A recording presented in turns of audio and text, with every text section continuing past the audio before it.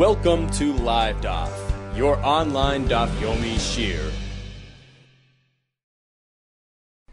Shalom Aleichem, welcome back to today's Daf Yomi, which is Eruvin Daf Chafav, on Chafayim base, 4 lines from the bottom. Says Gemara, Ab Varnica, there was this large shady tree, which Rashi describes as something they would sit underneath during the summertime for picnicking. Dahavale l'reish galusa bevustane. So this belonged to the Reish Galus, the head of the Gullus, and he had it in his bustan, in his orchard, in his garden. And this area was an area which was enclosed shaloi l'shem dira. It was loihukaf l'dira, not for residential purposes, and it was an area greater than 2 sa, so we cannot carry in this large size enclosure. Amalei l'Rav Huna bar Chinana. So Reish Galusa asked Rav Huna bar Chinana, try to do something to allow them to use it tomorrow on Shabbos. Li'avad mar takanta. So mar meaning Rav Huna, he should please make some sort of modification, a takana, the lemachar nechol namahosam, which would allow us to eat our bread there tomorrow on Shabbos. Somehow turn this area into a residential area to allow us to carry there. Azal, so Rav Huna bar Chinna went of the kana, pachas mishloisha. He went ahead and he inserted poles upright next to each other, with leaving a space of less than 3 between each pole, creating some sort of small enclosure there where they would store the food, where the watchman would sit and wait.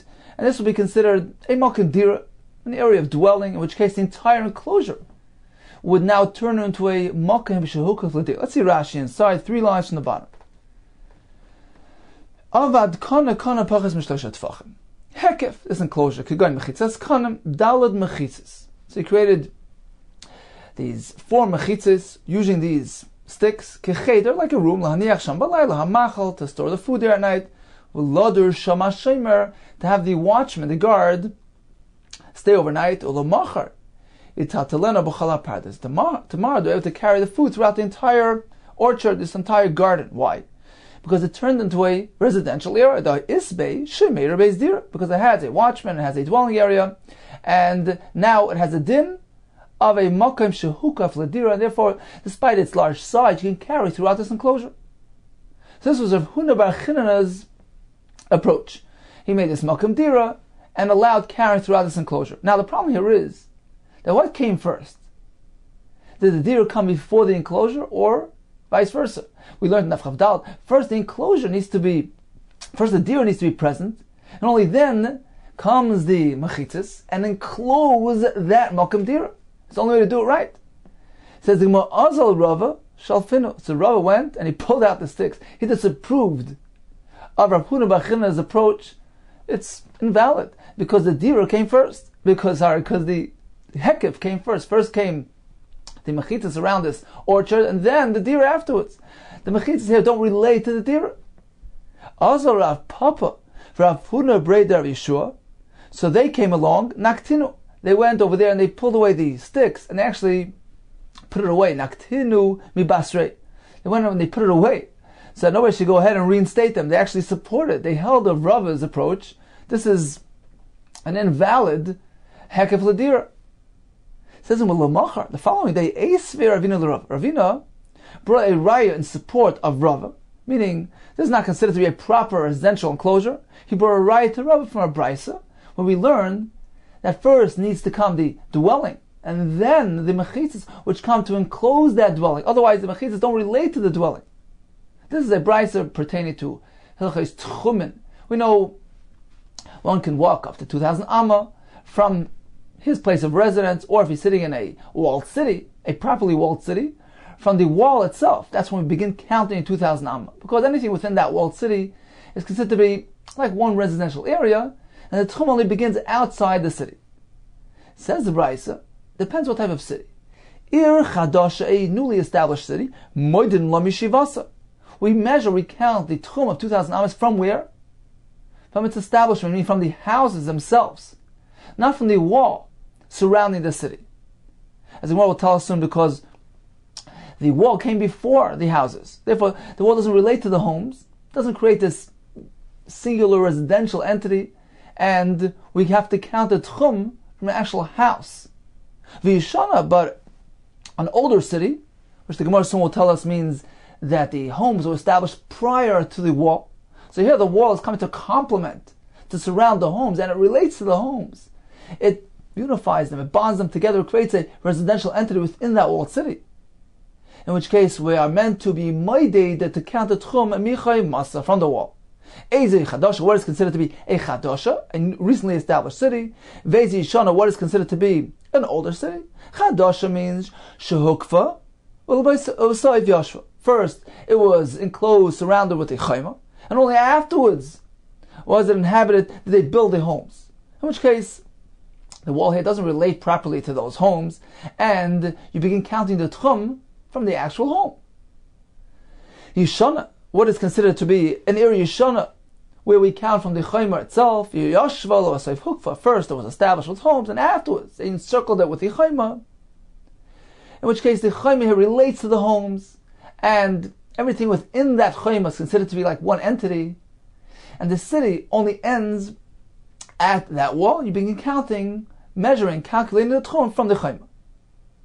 Says Ravina to Rava, I will prove to you from this brisa your approach was correct, because this modification that Rav Huna bar Chinna did was invalid. Why? V'hai nami, in this case as well, kuhukva ulebasayv yashvadami. It's like the halacha first. Something was encircled, only then was it established, was it inhabited. Just as we find when it comes to the tchum, when the chayma was erected first and then the homes come after, you must count from the homes. You don't reckon with that chayma. That wall doesn't relate to the homes, because it came prior to the building of the homes. In this case as well, the enclosure around this garden preceded the establishment of the little enclosure there with the sticks. So the hekef came before the dira, before the yishuv. In this case, the hekef, the enclosure, the mechitzas encircling this area, don't make a mokem hukef ledira, because there was no dira when those mechitzas were constructed. Let's see Rashi inside. Only on the top of the amid shalfinu. So Rav Huna bar Chinna established those kanim as a mechitza, and Rava came along, shalfinu, he pulled them out. He doesn't agree with this modification. Naktinu mi basrei. So Rav Papa, Rav Huna Risho came and they actually took away the sticks after Rav Papa pulled them out. Shlo yachzor Rav Huna v'yitaknim, to ensure Rav Huna doesn't come back and reestablishes those sticks, because they held like Rava. They agreed with him. And the following day, Ravina brought a raya to Rava from Brisa. Eisvei l'siyuya de shaper of it, that Rava acted correctly in pulling out those sticks. We have the Mishnah, the Brisa, which says Ir Chadash, a newly established city. Moedin lo mishivasa. You measure from the homes. It says Rashi Mukafas Chayma, if it was surrounded with a wall, ve'einam yisheves kula, and we're speaking that not the entire enclosure or the entire interior space of this wall was filled with homes. There are some empty spaces there. So the question is, where you count from? Do you count the tchum? Do you calculate 2,000 amma from the home, or can you go to the wall and begin from there? You cannot count from the chayma, from the homes. The chayma here is not an effective wall. Consider the entire enclosure, the entire city, as though it's merely 4 amis, which is a term used to denote a single entity of residence. So in this case, we don't have that quality, and therefore we must begin calculating from the actual home. Since it's yeshiva, means the inhabitants are recent, because the wall preceded the homes. But a previously established city, Shishuba Yishana, in which case the residents preceded the wall. In that case, we begin calculating from the chayma itself, because in this case the wall is coming to bind together all the homes, coming to create that singular walled city entity. In which case the entire enclosure is considered like merely 4 amis, meaning it's all like one residence. We begin counting from the end of the residence, which is the wall. And the Gemara continued, V'hai nami, in this case as well, Hai Pardes, this orchard, this garden, Hai Rehukaf Yamim Rabim, was already encircled for many days. V'hacha Shemira Nasa Achshav, and this watchman house was recently constructed. V'hekev HaPardes Lavadata Dach Dirahu Hava. This hekef, this mechitza surrounding the pardas was not done with the intent and purpose to serve a residency. V'dami ki hukav v'sof yashav, it is similar to the halacha of the city which was first walled and only afterwards inhabited. So this was Ravina bringing a right to Rava. You're 100% right. This was not a proper residential enclosure, and you did well. You did right that you pulled out those sticks. Continues the Gemara. Amalei Rav Papa Rava. Rav Papa as well will bring a right to Rava that this is not a proper hookup ladira. V'amar Ravasi. Didn't Ravasi say mechitzas adrachlan? Mechitzas which were created by construction workers, by builders, meant for shade. Those are merely temporary mechitzas, lo yishma mechitza. In the Rabbanan, we don't consider them to be proper mechitzas. You cannot carry within mechitzas of this sort, because they're merely temporary mechitzas. They don't have a long shelf life. Actually, says they're there for a day and night. Therefore, it's or maybe longer, but it's not something which is meant to stay there permanently. And in our case as well, these sticks were not meant to be there long term. Alma apparently kivan de, since those mechitzas for the construction workers are merely done for protection and privacy. Kivan lo yahav your mechitza, they're not regarded as a steadfast proper mechitza. Hachinami here as well, when it comes to these sticks, which are merely of a temporary nature. Rashi says they'll be there for day and night, just for overnight, 24 hours. It's just something temporary. Hachinami kivan avida. It's not merely for privacy, meaning it's just something temporary. There's no intention of leaving it there long term. Like having a mechitza, it is not considered to be midarbanan as a proper mechitza. Therefore, these sticks, which are enclosing this area where you're going to store the food, leave the watchman overnight, you can't reckon with them. They can't create a residence, in which case the entire hekef should turn into a makom which is hukaf l'dir. You can't say that. Let's take a look at Rashi. 12 lines from the top. It says Rashi, Omer Rav Papa l'Rav. Listen, Rav Papa as well was bringing a right to Rava. This is not a proper mechitza, proper residence. Adrachlan banoim builders shoisim mechitza l'tzel s'v'yaseyim, which make this mechitza merely to shade themselves kshaboinim b'chama when they build in the sun. Kivan l'sniyusahi u'lamachar sasrila lav klumi. Since tomorrow they're going to break it down, it's merely there for shade, privacy. It's a temporary mechitza. It's not considered, not reckoned with. V'hanami, in our case as well, l'sniyusa d'yom v'layla ba'almi. Davida. It was merely erected for tznius day or night, meaning just a very short shelf life, a very short experience of a mechitza v'lavdirhi. Therefore, it cannot be considered to be a proper mechitza and a proper dira, and this enclosure cannot be transformed into a makom which was hukaf l'dir. Continues over to another right. Amar le Rav Huna b'rei Rishul l'Rava. I'll also bring you a right. Va'amar Rav Huna, did Rav Huna say, mechitza asui l'nachas. Lo yishma mechitza. A mechitza which was merely erected for the sake of containment, to contain something within it. That's not considered to be a proper mechitza. Midrabanan, you cannot rely on it, you cannot carry within an enclosure that was merely done for storage, for containment purposes, to safeguard food, etc. As we find in the following story, the Rabba Baravua, Ma'arav lo lekula mechuza, arsiyais. So what happened was Mechuzah was a large city, and there were many alleyways, many muvois, which were stretching from, let's say, from the middle of the city out to the outskirts of the city, to the perimeter of the city. Now, those mavois were not actually mefulish. They were not open on both sides, because at the outskirts of the city, there were mechitzas enclosing the entranceway to that mavoi. So technically, this city, this mechitzah right now, should be considered a completely walled city.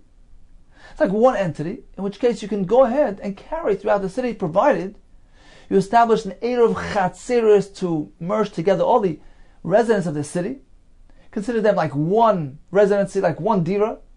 Now you can carry throughout the entire area in Rabban. Nevertheless, we found that Rabba Baravua didn't do that. He didn't make one area for the entire city and relied on those mechitzas. Again, those mechitzas were at the entranceway to the city. those alleyways which ended at the perimeter, at the outskirts of the city, all had a mechitza at that point. He didn't rely on those mechitzas. You know why?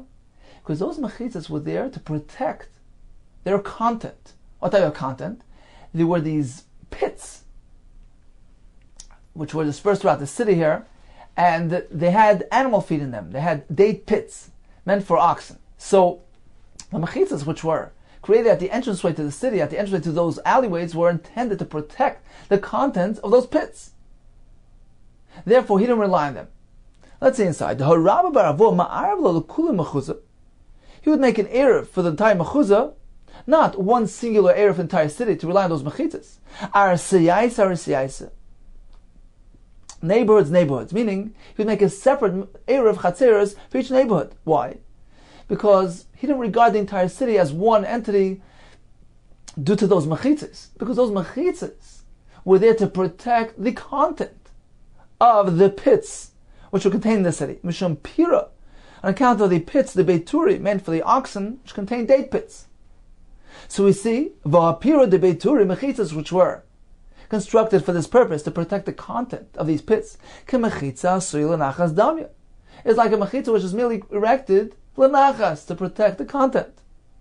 So we see that a mechitza merely to contain, to protect a content, is not considered to be a proper residential mechitza. Here as well, says Rav Huna Beit Yeshua, in the case of the Reish Galusa, so Rav Huna Bar China created those temporary sticks to put the food in, to keep the shemer in. The Gemara is comparing it to a mechitza merely meant for containment. Rashi explains, it means to say that it's not meant for residential purposes. Just as in the mechitza, it's meant for containment, it's not meant for dira. It's meant to contain, to store. Likewise, in our case, even though the shemer is living there, but it's just a temporary mechitza. It's not meant for dira, for constant dwelling, for residency, for proper dira. And therefore, those mechitzas don't create dira. So this was a third approach in support of Rava, and he did well when he pulled out those sticks, because that wasn't a valid dira.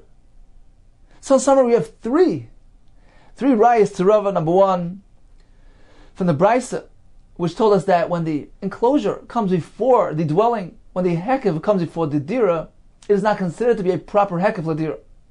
Next raya was from the chitzas adrach, and those construction mechitzas erected by the construction workers for the sake of protection from sun, something merely temporary, does not have midrabana din of mechitza. And finally, from the case of the pira de beituri, the mechitzas that were meant to protect the content of those pits which contain date pits. So those containment mechitzas not considered to be residential, of residential quality.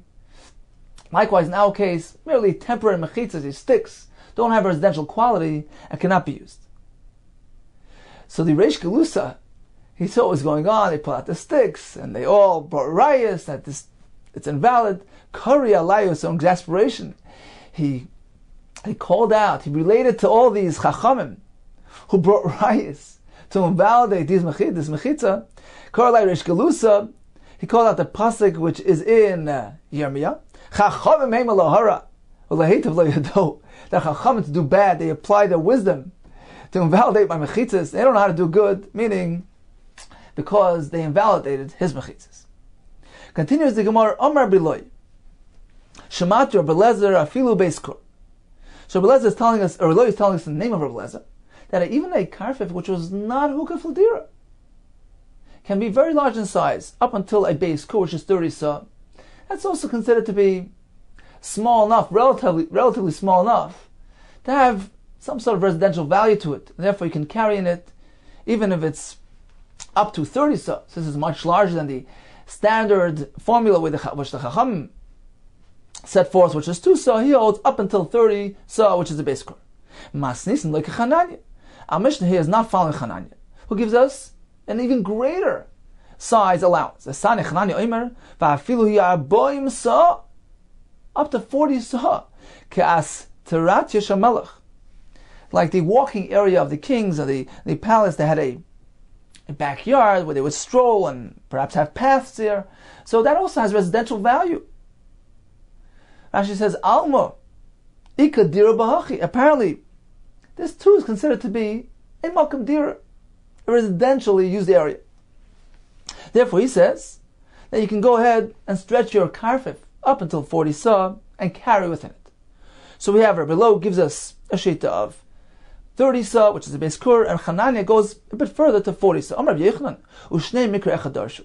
Both opinions are based on the same pasuk, which is a source of their respective shitas. Shneimar, this was by the palace of Chizkiah Melech. Vahi Yishayo lo yotza chatzer hatichoina. Now, Yishayo didn't go out to the chatzer hatichoina interior, didn't go out of the interior chatzer. Interesting, in the pasuk itself, you look in the Nevi'im, pasuk of Malachim, Ksiv ha'ir. Instead of the word chatzer, it says lo yotza ha'ir. V'karin chatzer. And instead of reading ha'ir, we read chatzer. The pasuk is coming to teach us something. Even though this area was so large in size, this was the backyard, it was so large in size, like a typical city, like an average sized city, it is still considered and regarded as a chatzer, as a courtyard, which means it has residential value and usage to it. Mekan las terat Yishamelech. Here we see this lot, this walking area, this strolling area of the king. Shoy kayoris beinoinios were built same size as a average, a medium-sized city, and it still retains residential quality to it. But so what is the point of machlokes between Chananya and Rabbi Eloi? They're both basing it on this pasuk. Depends how large this place was. Marasava ayoras beinoinios. The medium-sized city was Havian Beis Kur, was a Beis Kur, which is 30 sa, and therefore we allow even an enclosure up to Beis Kur. Umar Savamem Sa Havian. Yours Beinoini, it's your typical city. Your average city is up to 40 sa.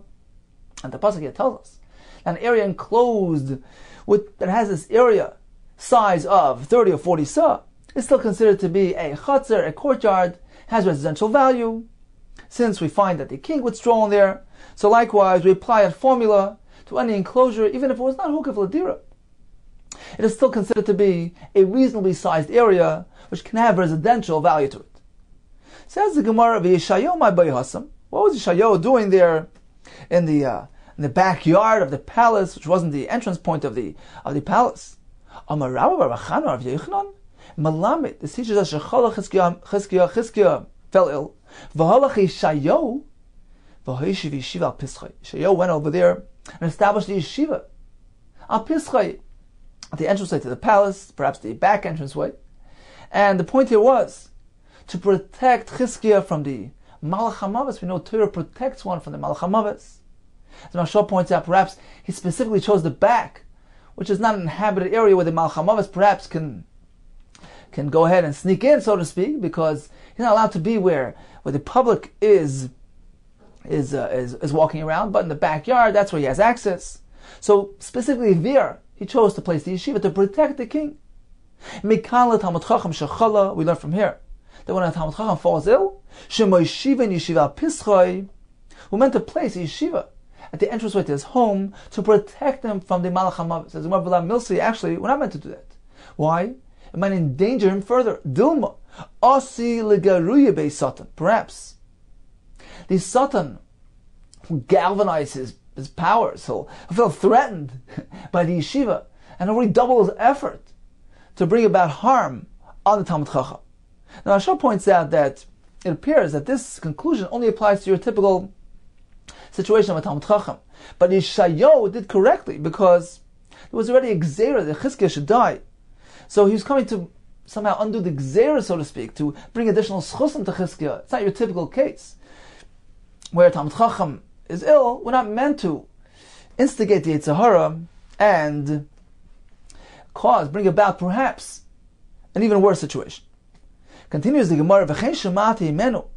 So this is Rabbi Eloi speaking. In addition, I also heard from Rabbi Lezer the following halacha: Anshe chatzer, sheshachar echad mem le'irev. You have people living in a chatzer, meant to make erev chatzeris amongst themselves. One of these residents forgot, neglected to make the erev. So what's the next option? You do bittul. Bittul literally means nullify. Here it means that you're giving up, you're surrendering, you're forfeiting your rights to use the chatzar. your usage rights, you're giving up and allowing them to acquire it. So this is in lieu of an Eruv. Now they can go ahead and use the entire chutzner as though he doesn't exist, because he's like a guest. He doesn't really have rights any longer in the chutzner. The fact that the rest of the residents made an Eruv and merged their ownership together, they created this one dira. Now they can freely transfer from their homes to the chutzner. And this fellow as well is considered like their guests, and he can go ahead and transfer from their homes to the chutzner. But there's one thing we have to keep in mind: this fellow cannot transfer from his home to the courtyard, because once he did bittul, if he can go ahead and transfer from his home to the courtyard, it's going to appear like he's regaining his foothold. He's reacquiring, he's taking back his usage rights to that chutzner. So he cannot transfer from his home to the chutzner. But they perhaps can use his home and the chutzner, meaning transfer from the home to the chutzner. Now, the Mishnah, according to Rabbi Eloi, in the name of Rabbi Lezer, tells us that he can go ahead and use the chutzner, transfer from their homes to the chutzner, and they can go ahead and transfer from his home to the chutzner as well. So that's Rabbi Eloi's version. But haven't we learned that his house is off limits even to them?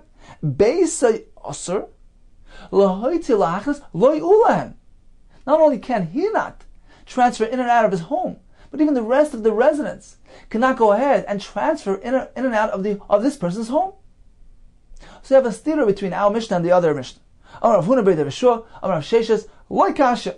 The teretz is very simple. The two Mishnahs reflect different shittas. Ha Rabbi Lezer. Our Mishnah is Rabbi Lezer. It's Rabbi Eloi in the name of Rabbi Lezer, who holds that when this person who neglected to make an Eruv does bittul, he forfeits his rights of usage in the chutzner. He's not limiting the bittul to chutzner. He'll do it generously. He'll give up even the rights of his home, so to speak, to the rest of the bnei chutzner.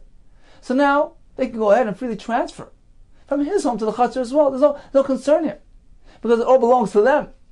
They have usage rights to everything, to the entire chutzner and to his home as well. That's Rabbi Lezer's shita. Therefore, in our Mishnah we learn that when he does bittul, they can go ahead and transfer from his home to the chutzner as well. So although for him himself, his home is off limits, meaning he can't transfer from his home to the chutzner, as we explained, because it'll look like he's going to regain his ownership of the chutzner. But they can go ahead and use everything freely, transfer from all their homes to the chutzner and vice versa, without any restrictions. That's Rabbi Lezer's shita, because he holds when you give away your chutzner, you give away your house as well. V'hara banan. In contrast to that Mishnah, which is following shittas Rabbanan, which hold that when one forfeits his usage rights to the chutzner, he only gave away the rights to the chutzner. He never meant to give away the rights of usage of his home. Therefore, they cannot transfer from his home to the chutzner. So his home remains off limits for him and for them, meaning nobody could transfer from the home to the chutzner and vice versa. Says the Moshe Timtzi Leima. So if you go ahead and analyze it, you're going to conclude that the reason for these two shittas is as follows. When one does bittul on the rishus, the rights of use of his chatzar, he gives it away to the rest of the residents. Rishus beise bittul. Not only does he give away the rishus of the chatzar, he also gives away the rishus of the house. Therefore, they can freely transfer in and out of his home as well. This is Rabbi Lezer's shita, who holds that when a person is mevatel, Rashi says he's mevatel ba'ayin yofa, with a good eye, generously gives away everything. The Rabbanan, however, they hold ha'mevatel rishus chatzerei. Just because he gave away the rishus of his chatzar, rishus beisei bittul, he never intended to give away the rishus of his home.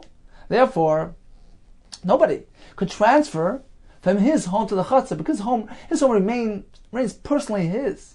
It's limited to him, and therefore it can't connect to this Eruv Chatzeros which they had established amongst themselves.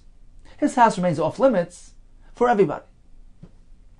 Says Rav Pshita, well, that's pretty obvious, meaning why does Rav Sheshes need to go ahead and give us this lengthy explanation?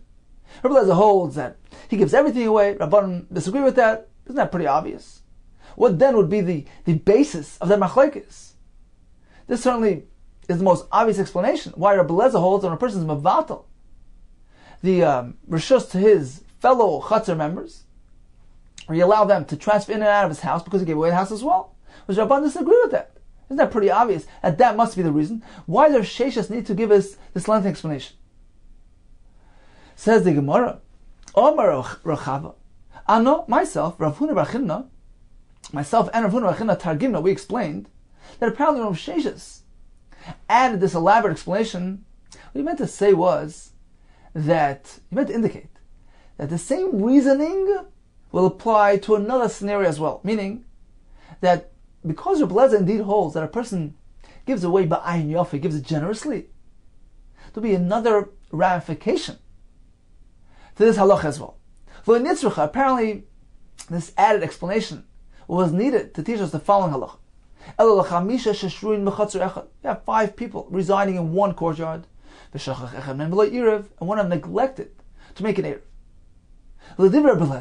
According to Rabbi Eliezer, holds, generally speaking, when a person does bittul, how does he do it? He does it generously. So he gives away the chutzah and the home. In this case, we'll have another application. When this fellow forgot, we'll go ahead and make bittul. There's no need for him to go around to each person individually say, I'm being vatal to you, and to you, and to you. The assumption here is that his bittul was meant to give it to everybody. He's a generous fellow. He doesn't have to go specify to each person individually. So the bittul is assumed to be to all equally, and therefore there's no need to elaborate further. This is Rabbi Eliezer shita that holds that bittul is done generously. L'Rabbanan, however, he needs to go ahead and approach them one by one and tell them, look, I'm doing bittul to you, and then to you, and then to you. Because there's no presumption here that he's doing it generously and has them all in mind. So this was the purpose of Rav Sheshes adding that clause. To explain to us, Rabbi Eliezer holds there's a generous attitude here, and Rabbanan disagree with that. Rav Sheshes meant to apply it to this context as well. Kaman Ozla the Sanya. So Allah found in the following brisa, whose view does it reflect? The brisa says, Chamisha sheshurim b'chatzor echad, 5 who are residing in one chatzor, v'shachach echad mem, v'lo irev, and one of them forgot to make an erev. When he does bittul, he forfeits his ownership, his usage of the chatzor. There's no need to approach each person individually. Kiman, whose sheet is this? Rabbi Eliezer, who holds that bittul is done generously, and the assumption is he had all of them happily in mind. Let's take a look at Rashi, 8 lines from the top. Hachigasina says Rashi nitzrucha. Apparently, this added explanation was needed for the following halacha: Elo l'chamisha sheshurim b'chatzor v'chulu. Dash meaning Rav Sheshes. Rav Sheshes here is coming to teach us something. Losum leiv. Pay attention. Lahavin tar machlikosim. To understand, to analyze the reasons behind the disagreement of Rav Eliezer and Rabban. V'lu ma'idemenu davar acher. To learn from that, how to apply it to another halacha. The Rabbi Eliezer mevatel ba'ayin yofe mevatel. When a person is mevatel, he does it so generously. But we don't say chatzah de goli goli. The bittul of the chatzah, which he explicitly said, Megala, that he wants to do that, we say only that is what he had in mind. Bayit like goli with the house. He didn't have that in mind. We don't say that. V'neilef mina, and therefore we learn from there the fact that we don't say that. We say that rather a person is generous with his bittul, and he gives away his home with the chatzah. Therefore, we can derive from there v'neilef mina the echad the batel lechad minayu batel leku. When he approaches one fellow of the chatzah, says, "Look, I'm giving away my batel to you, my chatzah." He didn't mean specifically to him.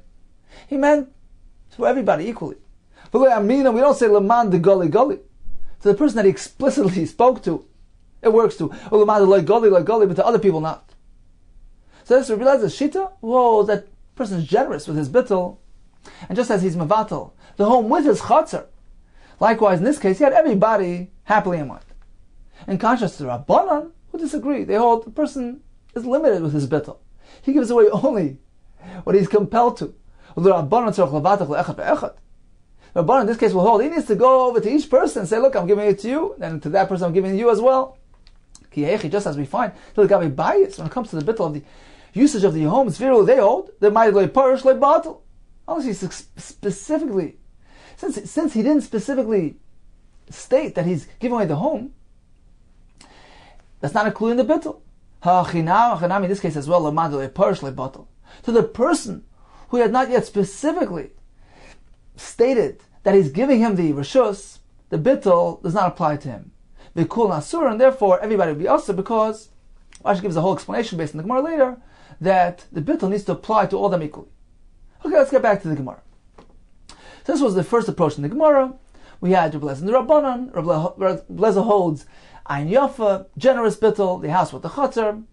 He has everybody in mind. Rabbanan hold limited bittul, the chutzner without the home, and only if he specifically approaches the person and gives him the bittul. Rav Kahana Masni Hachi. Rav Kahana had this previously stated version, that Rav Sheshes was the one who gave that explanation, but didn't really elaborate how to apply it. And it was Rechava and Rav Huna bar Chinana who provided us the context of that application.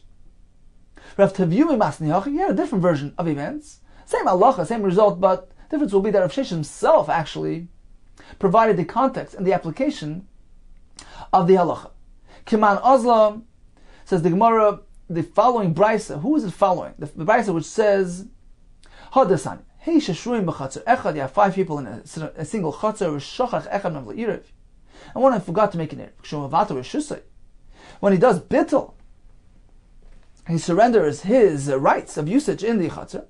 There's no need for him to go ahead and do specific bittul for each specific person in this chatzer. Keman nuhushita is being reflected in this price. So Amar Funa, Par Yehuda, Amar Rav Sheshes.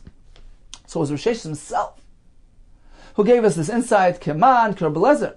Apparently, this is found Reb Lezer who holds that a person is generous with his bittul, and therefore it has this application as well, that the bittul will apply to all members. Equally, he had all of them in mind. There's no need for him to explicitly approach each specific person and give him the bittul. Amar Rav Papa Abai. Rav Papa asked Abai the following question. Now, up until now, we had this, with this clarity of understanding, this clarity of pshat, in Reb Lezer's shita, which was that the bittul is done generously, and the Rabbanan hold, it's not necessarily so. Rav Papa evidently was not aware of this explanation, and therefore he presented the following question to Abai. Rav Papa Abai, the Reb Lezer, according to Reb Lezer, who holds that the bittul will apply to a person's home as well, and therefore, as we said, the other members of the chatzar can go ahead and transfer in and out of his home because he gave away the rights to the other members. Says Rav Papa Abai, the Reb Lezer, according to Reb Lezer's shita, Amar Lo Matilna. Let's say he specifically says, you know what, I am not being mevatel my home. I'm not surrendering usage rights to my home. What's going to be the halacha there? And conversely, Ula Rabbanan, who say, generally speaking, the house is not included in the chatzer's bittul. He only gives away the chatzer. He has no intent to give away the home, therefore they cannot freely use his home. What about if he specifically says, Rabbanan, I am being mevatel my home as well? This is not a presumption, it's not stomach. He's specifically expressing his intention. What will be the halach in this case? Explains the Gemara. Time of the Reb Lezer is the basis of Reb Lezer's opinion, who holds that when he's mevatel the courtyard, he's surrendering the home as well. Is it because mishum de kasavar hamavatel rishus chatzerei? Every time a person does bittul on the usage rights of his chatzar, rishus basic bittul, do we simply understand that we presume that included in the rishus of the bittul of the rishus of the chatzar is also included the usage rights to his home? So the presumption here is that he is a generous fellow. He means to have everything included, the house as well as the chatzar. But in this case, he specifically said that's not his kavanah. V'hai Amar, Anola Matilna. This fellow specifically said, he said beferish, I am not being mevatel my home. So it's based on an assumption. When he specifically says that he wants to leave the home for himself, that can't be included. That's one approach. Dilma, perhaps. Tama de Reb Lezer. What is the reason why Reb Lezer holds that, generally speaking, when one forfeits his usage rights to the chatzar, the usage rights to the home are included in that bittul as well? What is the reason? Mishum, because the bayis below chatzar, Lo ya'avidi inshi dedari. Because in a home, without usage rights to the courtyard, which is in front of the home, which is meant as a service area for the home, doesn't have rights to that. Lo ya'avidi inshi dedari. People don't live in this type of home. It's not considered to be a proper dwelling. So it's a halacha consideration, meaning once you give away the chutzner, included in that is the home as well. There's no dira, there's no dwelling, no residency remaining. Once you give away the usage rights of the chutzner, the house merely goes along with it. There's no home without the chutzner. Therefore, even in this case, even if he specifically says, you know what, I'm giving away the chutzner, but I'm keeping the home, he has no right to say that. Even if he says, you know what, I'm living in this home and retaining full ownership and usage rights to this home, lav klum kama, he hasn't said anything. Legally, halachically speaking, we don't reckon with those words. Because once you give away the chutzner, the house automatically goes along with it. It's not a standalone residence. It needs to go together with the chutzner. There's no chutzner, there's no home. Therefore, when you do bittul on the chutzner, automatically, the home is included despite his protests. So this is the other side of the coin, that perhaps Rebbe Lezer is not based on generosity. It's based on a halachic consideration. Once you give away the chutzner, the home on its own is practically useless. And it's an inconvenient dwelling area, and therefore, when you give away the chutzner, the home just goes along with it. So even if he specifically says, I'm retaining the home, we say, no, the home gets included in the bittul of the chutzner, and they have full rights to transfer in and out of his home as well. Continues the Gemara. The same question will apply to the Rabbanon. Ula Rabbanon. My. Let's say he specifically says, I am actually doing bittul on my home as well. I'm giving away, I'm forfeiting usage rights to my home as well. My, what is halacha in this case? Tam of the Rabbanon is the reason why the Rabbanon maintain, generally speaking, the person retains usage rights to his home. Because they hold, which is basically bittul. The person is not so generous. Whatever he's compelled to give away, he gives away. If he's giving away the chutzner, fine, but he holds on to his home. That's only a presumption, but in this case, this person, he specifically stated that I'm giving away my home as well. So perhaps they would agree, in this case, that his home is included in the bittul. Or perhaps, the reason why the Chachamim maintain that a person retains ownership to his home, time of the Rabban, what is their reason? Mishum, the lo yavad inish, the misalik nafshi legamri, mibayis v'chatzar. It is not assumed, it is not customarily practiced that a person would be misalik nafshi, completely remove himself, eject himself completely from his home and his courtyard, and to present himself like a mere guest to the other residents. A person wouldn't so extremely change the situation from a homeowner to merely a guest. Therefore, we assume that although he gave something away, he only gave away usage rights to the chutzner. But the actual home, he retains usage rights to the home. Therefore, in our case, even though he says specifically, I'm giving away the home, Lav Kol Kamin, he has no right to say that, meaning, Batla Data, his das, his intent, his attitude becomes nullified. We don't reckon with it. Rashi says, Batla Data, it's a Kol Adam. In view of the commonly held custom practice of your average person, ordinary people wouldn't give away their property to such extent. Therefore, it doesn't really carry weight halachically. It doesn't have legal standing. It's not something which is done. And therefore, the bittul only applies to the chutzner, but the home is retained by the owner. So these are two approaches, according to Rebbe Lezer and the Rabbanon, meaning it's a concept of Rebbe Lezer and Rabbanon based on generosity. Rebbe Lezer holds a person is generous, Rabbanon holds he's not. Therefore, if he specifically said, in Rebbe Lezer's case, I'm not generous, or in the Rabbanon, I am generous, we'll follow his word. Or is a halachic consideration here? The Rebbe Lezer holds, a home without a chutzner is practically useless. So once you give away the chutzner, the home goes along with it. So even if he specifically says, I am not giving away the home goes along. Conversely, according to Rabbanon, it's a halachic consideration. That we say, well, this type of arrangement doesn't work. It's not something which is acceptable. People don't do this, don't give away the entire property, the home with the chutzner. Therefore, even if he specifically says that the bittul should apply to his home, it doesn't have any halachic standing. Amalei Sabai responded, indeed, that Rebbe Lezer and Rabbanon's svaris, their opinions are based on generosity. Meaning, according to Blazer, the presumption is a person's generous, gives away the home and a chutzner. Therefore, he specifically says, I'm not. We believe him.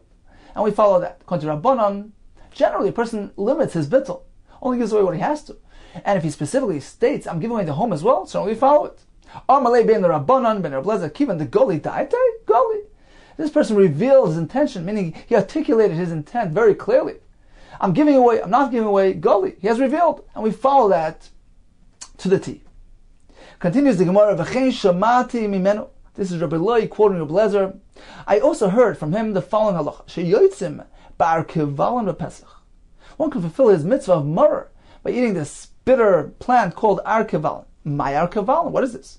Amar shlokish atzvasa chazur charuziyasa. This is the plant, this reed, growing around, wrapping itself around the palm tree. As Rashi says, v'tam murr by. Apparently has a bitter taste. And according to Rabbi Loi's version of Rabbi Lezer, this can be used for the mitzvah of murr as well. Hadron loch oisen pas. Okay, time for a brief review of today's daf. We began with the story of Reish Galusa, who wanted to use his garden there, this large shady tree on Shabbos. So he instructed Rav Huna bar Chinana to apply some sort of modification to turn the place into a makom hukaf l'dira. And he went ahead and planted those poles to create an enclosure. And Rava came and he pulled them out. He held it's an incorrect approach. This doesn't make it mutter b'tiltel. The Gemara gives us 3 reasons why Rava's approach was the correct one. Number 1, because this enclosure was first hukaf and then the deer came along, and therefore it does not have a halachic standing as a residential enclosure. The Gemara said, just as mechitzas l'tznius, not considered to be considerable mechitzas, therefore in our case as well, they're just temporary mechitzas. And midrabanan, you cannot use them as mechitzas. Or mechitza l'nachas. Mechitza is merely done to store things that also cannot be used for carrying. So we see something that doesn't have dira value, residential value, does not constitute proper mechitzas in Rabbanon. And in our case as well, the mechitza is merely erected for a temporary, for a short time span, or she says a night and a day, and therefore they don't have the status of dira mechitzas, of residential mechitzas, you cannot use them. More discussed the maximum size of a karfif. According to Briloi, it's a base kur. According to Hanani, 40 saw. And they sourced their shitas from the pasuk describing the backyard of Chizkiah Melech's palace, which was considered to be a residential area, despite the fact that it was very large in size. We learned that, according to Rabbi Lezer, a person is generous when it comes to his bittul. He gives away rights to his chatzar and to his home. And he has all the residents of the chatzar in mind. Ayin yafam avat. According to Rabbanon, a person is limited and restricted in his bittul. His intent is merely to give away the chatzar, not the home. And therefore he needs to go ahead and do a specific bittul to every single member of that chatzar. We don't assume that he had everybody in mind. The Gemara concluded, and indeed this is the basis of their respective opinions. Therefore, if he specifically stated otherwise, according to Rabbi Lezer, he specifically says, I'm holding on to my bias. According to Rabbanon, he specifically says, I'm giving away my bias as well. Certainly, it holds water and is legally binding.